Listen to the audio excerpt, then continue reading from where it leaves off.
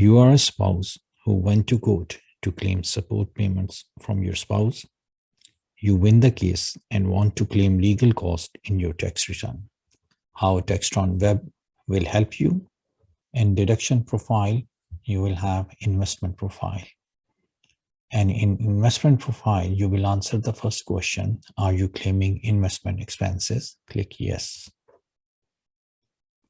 Then next, and then you will answer the last question in this module.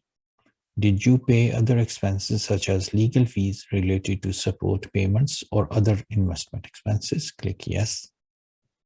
And then legal expenses paid to related support payments, you will enter the amount over here. So these amount will be claimed as carrying charges in your tax return. That's how you can claim the legal cost incurred to get support payment from your spouse after winning the case.